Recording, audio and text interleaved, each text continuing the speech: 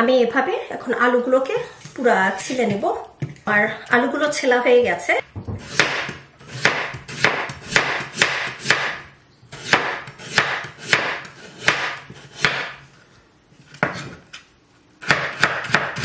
এটা আমার ধোয়া হয়ে গেছে, কুচি করে কেটে আমি যতটুকু নিব ততটুকুই আমি কেটে নিয়েছি। এখন আমি পেঁয়াজ, কাঁচামরিচ, ধনিয়া পাতা কুচি করে কেটে নেব। এখানে আমি কাঁচামরিচ নিয়েছি, এই কাঁচামরিচগুলো এখন কুচি করে কেটে নেব।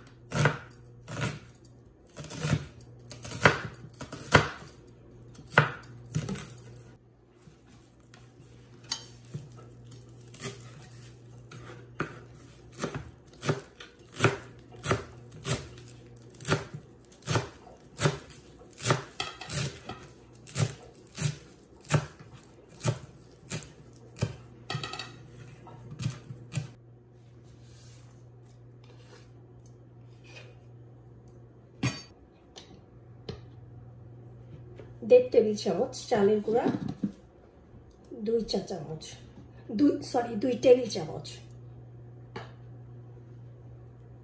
পরিমাণ মতো লবণ, 1/2 চা চামচ মরিচের গুঁড়া, 1/4 চা চামচ হলুদের গুঁড়া, একটু রংটা সুন্দর হওয়ার জন্য, একটু গরম মশলার গুঁড়া 1/4 চা চামচ, রংটা আরেকটু সুন্দর হওয়ার জন্য আমি একটু ফুড কালার, অরেঞ্জ কালার ব্যবহার করব। আমি যে কোনো পাকোড়া বানানোর সময় আমি কিন্তু একটু আজওয়াইন দিই। এখানে 1/4 চা চামচ আজওয়াইন আছে, সেটাকে দিয়ে দিলাম। সবগুলোকে হাত দিয়ে মাখাবো।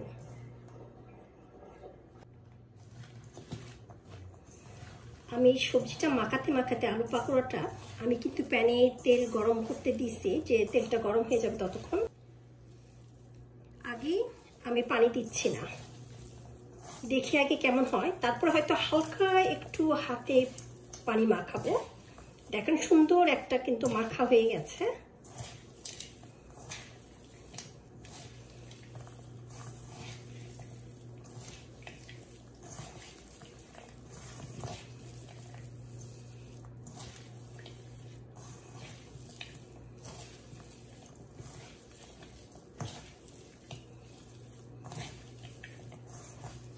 এখন আমি একটু পানি হাতে মাখাবো, বেশি না, একদম অল্প, কারণ এটা কিন্তু আমার সুন্দর একটা মাখা মাখা হয়ে গেছে। যেহেতু একটু ড্রাই, সেই জন্য আমি পানিটা ছোঁয়াবো হাতে, খুবই একদম একটু এরকম করে হাতে একটু পানি নিয়ে আমি একটু হাতে নিচ্ছি, ব্যাস এইটুকুই।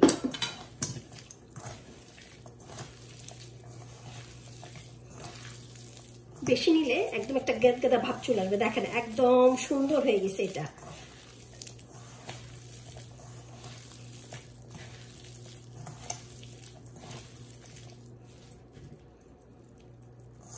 তেলটা আমার মোটামুটি গরম, এখন আমি এগুলোকে ভেজে নেব। তেলটা আমার গরম হয়ে গেছে, তারপর আমি একটু চেক করছি। হ্যাঁ, একদম রেডি।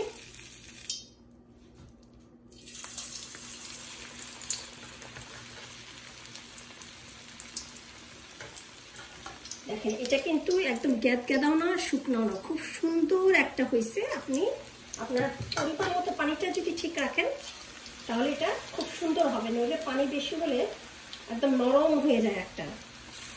এখন আমি এইভাবে দেব, তারপরে ভেজে নেব।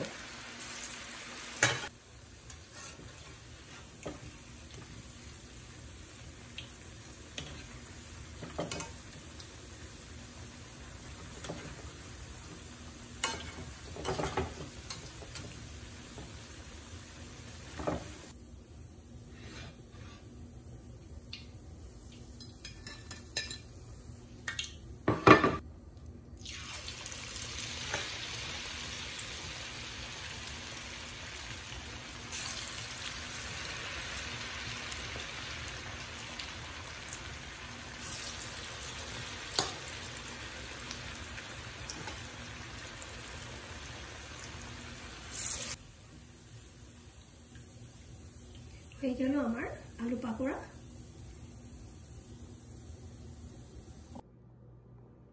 আমার আলু পাকোড়া রেডি। এই হলো মুচমুচে মজাদার ঘরে তৈরি আলু পাকোড়া।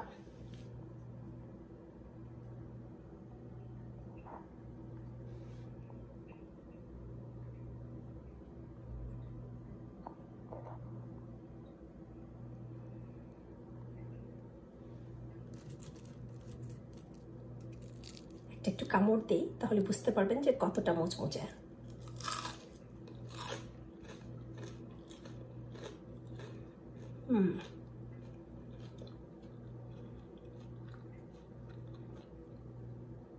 আপনারাও বানিয়ে ফেলুন এবং এনজয় করুন এই মজাদার আলু পাকোড়া। সবাই ভালো থাকবেন, আবার আসবো। আল্লাহ হাফেজ।